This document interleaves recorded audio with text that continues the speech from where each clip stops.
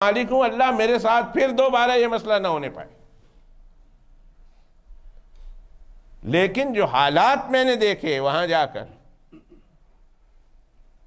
اپنے سیرین بھائیوں کے، بہنوں کے، بیٹیوں کے، صبح کھانا مل گیا تو شام کا اللہ حافظ، اور شام کا مل گیا تو صبح اللہ حافظ. آج مل گیا تو کل کا خدا حافظ، کل مل گیا تو پرسوں کا خدا حافظ. نہیں ملا ہے تو وہ پانی پی کر گزارا کر رہے ہیں، وہ کھجور کی گٹھلیاں جو ہے چبا چبا کر اور چوس چوس کر گزارا کر رہے ہیں. لیکن ان کا کسی انسان سے شکوہ نہیں. ان کی اگر استدعا ہے اور ان کی دعا ہے تو صرف اللہ سے. ایک نہیں، دو نہیں، دسیوں نہیں، ہزاروں اور ہزاروں نہیں، لاکھوں. دنیا میں سب سے بڑا کیمپ جس میں مہاجرین رہتے ہیں، جو در سے بے در ہو گئے، وہ رہتے ہیں، 60,000 افراد پر مشتمل ایک کیمپ ہے. 60,000 افراد پر مشتمل، 60,000 پیپل اس ریفیوجی کیمپ میں رہتے ہیں. اگر آپ اس گھر کی، ان کے رہنے کی، گھر کی حالت کو دیکھ لیں تو میں گارنٹی دیتا ہوں کہ کسی کا ٹوٹا ہوا شیڈ اس کے گارڈن میں ہو وہ اس سے بہتر ہوگا جس میں وہ رہتے ہیں. میں گارنٹی دیتا ہوں. ٹوٹا ہوا شیڈ ہو نا گارڈن میں تو ٹوٹا ہوا شیڈ بھی بہتر ہوگا ان کے رہنے کی جگہ سے.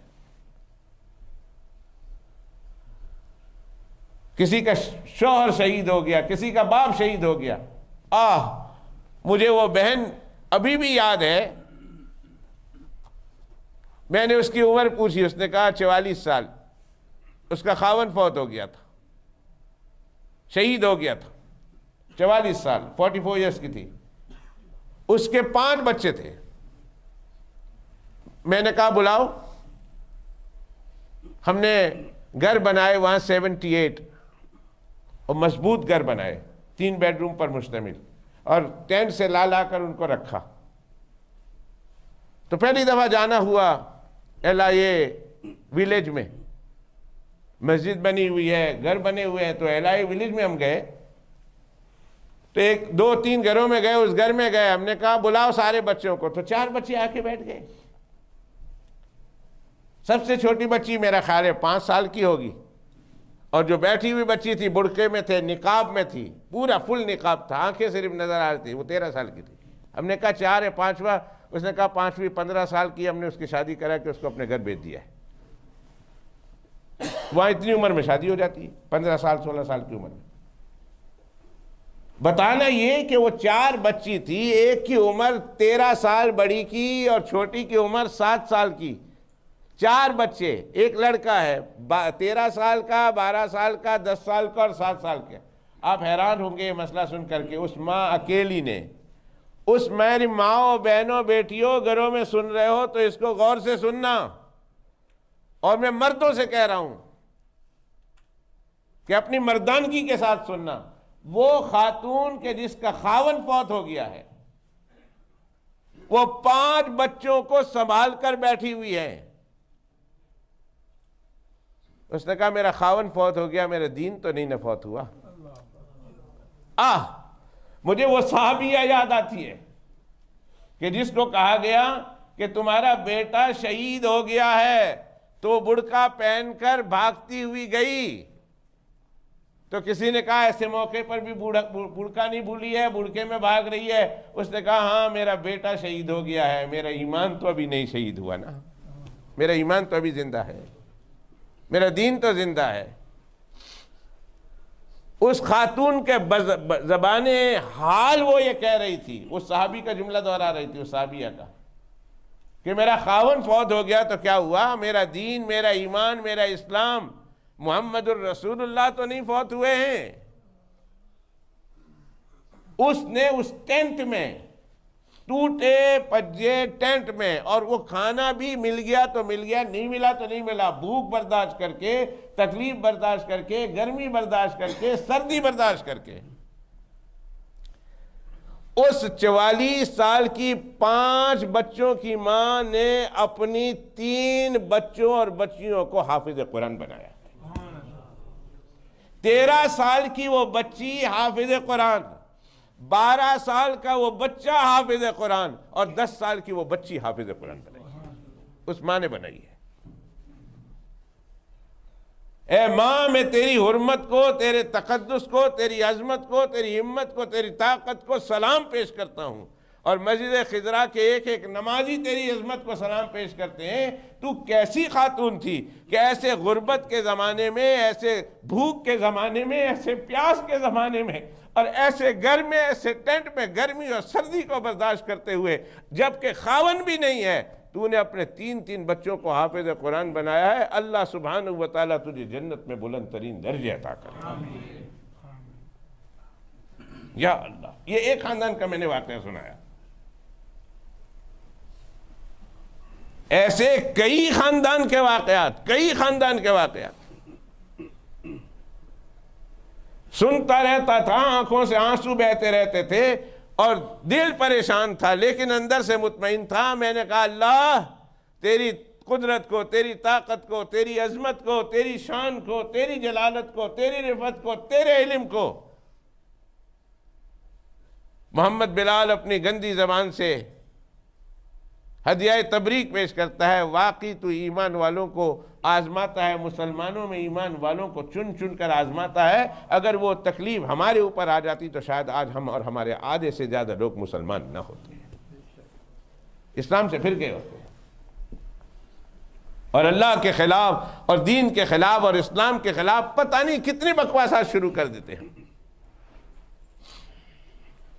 لیکن ان کے چہرے پر اطمینان کو دیکھ کر، ان کے قلب میں اطمینان کو دیکھ کر معلوم ہوا اللہ سبحانہ و تعالیٰ آزماتے انہی لوگوں کو ہے جن کا ایمان مضبوط ہوتا ہے. دعا کریں اللہ تعالیٰ ان آزمائش سے ہماری حفاظت فرمائے، ہماری اولادوں کو، ہماری نسلوں کو بھی اللہ سبحانہ و تعالیٰ اس طرح کی کسی بھی آزمائش سے اللہ سبحانہ و تعالیٰ دور رکھے. جن حالات سے وہ گزر رہے ہیں اور جن تکلیفوں کو وہ سہ رہے ہیں، برداشت کر رہے ہیں، اور خوشی خوشی برداشت کر، اگر یہ میرے رب کی طرف سے ہے تو میں راضی ہوں.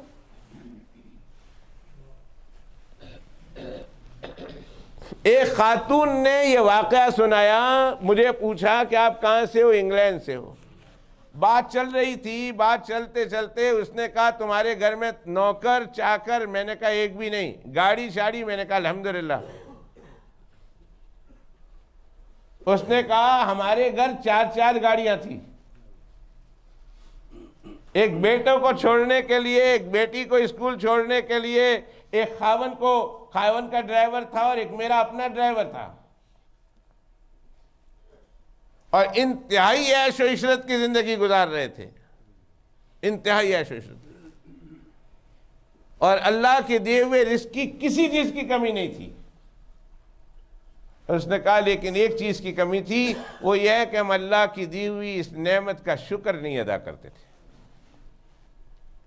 استعمال کرتے تھے اور بہت اعلیٰ طریقے سے استعمال کرتے تھے، لیکن کبھی ہم نے اللہ کی اس نعمت کا شکر ادا نہیں کیا. میرے پیارو، ہاتھ جوڑ کر کہتا ہوں، اللہ کی ہر چیز کو استعمال کرو مگر اللہ کا شکر ادا کرو. اللہ کی اس نعمت کی ناقدری نہ کرو. اللہ شکر ادا کرنے والوں سے خوش ہوتا ہے، شکر کی ناشکری کرنے والوں سے، نعمت کی ناشکری کرنے والوں سے اللہ ناراض ہو جاتا ہے. انہیں بتایا بیڈ بنانے والے الگ، ہمارے گھر کی زمین کو دھونے والے الگ، گارڈنر الگ تھا، ہمارے گھر کے ڈرائیور الگ تھے، ہمارے گھر کے پکانے والے الگ تھے. بہت عیش و عشرت کی زندگی گزار رہے تھے. 4-5 گاڑیاں تھیں، بڑے مکان تھے. ایک بات آج ہم نے محسوس کی، وہ یہ ہے کہ اللہ کی اس نعمت کو استعمال کرنے کے بعد ہم اللہ کا شکر ادا نہیں کرتے تھے. جب وہ بہن نے یہ بات کی تو میرے ذہن میں قرآن شریف کی آیت گھوم رہی تھی. 14واں سپارہ ہے، 14 سپارہ، اور سیکنڈ ٹو لاسٹ رکوع ہے. لاسٹ رکوع سے پہلے ایک رکوع اور اس کے بعد 14 سپارہ ختم ہو جاتا ہے. اللہ فرماتے ہیں وَضَرَبَ اللَّهُ مَثَلًا قَرْيَةً كَانَتْ آمِنَةً مُطْمَئِنَّةً. اللہ مثال بیان کرتے ہیں. ضرب اللہ مثلا قریۃً، ایک گاؤں والوں کی، کانت آمنۃً مطمئنۃً، وہ امن میں بھی تھے اور اطمینان میں بھی تھے. اب میں کیسے بتاؤں آمنۃً مطمئنۃً کا کیا معنی ہے؟ آمنۃً مطمئنۃً، دو باتیں اللہ نے بیان فرمائی. وہ گاؤں والوں میں آمنہ امن بھی تھا، مطمئنہ اور اطمینان سے بھی تھے. آگے فرمایا یاتیہا رزقہا رغدا من کل مکان. اللہ فرماتے ہیں یاتیہا رزقہا، ان کا رزق آتا تھا من کل مکان، ہر طرف سے. اللہ نے ان کو اتنی فراوانی دی تھی کہ ہر طرف سے ان کو رزق آتا تھا. لیکن ان کے اندر ایک بات تھی، فَكَفَرَتْ بِأَنْعُمِ اللَّهِ. یہ قرآن شریف میں پڑھ رہا ہوں. فَكَفَرَتْ بِأَنْعُمِ اللَّهِ، اللہ کی یہ نعمتیں تھیں، بستی میں رہتے تھے، امن بھی تھا، اطمینان بھی تھا، ہر طرف سے روزی کی فراوانی بھی تھی. چاہیے تو یہ تھا کہ اس پر وہ اللہ کا شکر ادا کرتے ہیں. میرے پیارو، اللہ کا شکر ادا کرو، کہو الحمدللہ. جب بھی اللہ کی کسی نعمت کو استعمال کرو، میں بالخصوص اپنے بچوں سے کہتا ہوں، ینگسٹر سے کہتا ہوں کہ پلیز فار گاڈ سیک اللہ سبحانہ و تعالیٰ کی اس نعمت کا شکر ادا کرو. تھینکس ٹو اللہ سبحانہ و تعالیٰ. جو اللہ دے رہا، جو دے رہا، جیسے دے رہا، اس کو استعمال کر کے اللہ کا شکر ادا کرو. کھانا کھایا الحمدللہ، اعلیٰ سے اعلیٰ سے اعلیٰ سے اعلیٰ کپڑے پہنو، مہنگے سے مہنگے سے مہنگا ترین کپڑا پہنو، جوتا پہنو، ہیٹ پہنو، جو مرضی ہے پہنو، لیکن پہننے کے بعد کہو الحمدللہ، اللہ تیرا شکر ہے کہ تو نے ہمیں یہ پہنا.